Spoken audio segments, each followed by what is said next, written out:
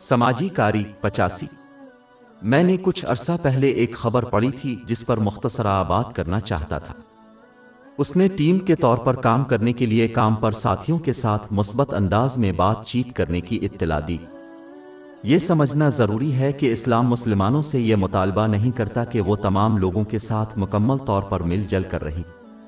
چونکہ لوگ مختلف طریقے سے بنائے گئے ہیں اور مختلف خصوصیات کے مالک ہیں، ہر ایک کے ساتھ ملنا ممکن نہیں ہے۔ ذہنیت کے فرق کی وجہ سے لوگ ہمیشہ ان لوگوں سے اختلاف کرتے ہیں جو مختلف ذہنیت کے مالک ہوتے ہیں۔ واحد شخص جو اس کو حاصل کرنے کے قابل ہو سکتا ہے وہ دو چہروں والا شخص ہے، جو اپنے طرز عمل اور رویے کو اس بات پر منحصر کرتا ہے کہ وہ کس کے ساتھ ہے، لیکن یہ شخص بھی آخرکار اللہ تعالیٰ کی طرف سے بے نقاب ہو جائے گا۔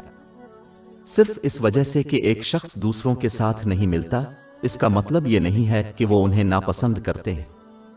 اس کا مطلب صرف یہ ہے کہ وہ اپنے رویوں اور طرز عمل میں مختلف ہیں، بالکل اسکول کے بچے کی طرح جو اپنی کلاس کے ہر بچے کے ساتھ دوست نہیں ہوتا۔ اس کا مطلب یہ نہیں ہے کہ وہ ان لوگوں کو ناپسند کرتے ہیں جن کے ساتھ وہ دوست نہیں ہے۔ لہذا مسلمان کو غمگین نہیں ہونا چاہیے اگر وہ سب کے ساتھ نہ ہو، حتیٰ کہ اپنے رشتہ داروں کو بھی۔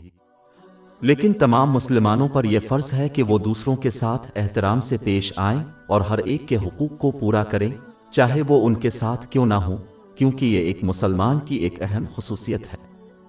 اسلام اسی کا حکم دیتا ہے، اور اگر کوئی ہر ایک کے ساتھ اس طرح عمل کرے تو وہ اختلاف کے باوجود لوگوں کے ساتھ اپنے میل جول کو پرامن اور مفید پائے گا۔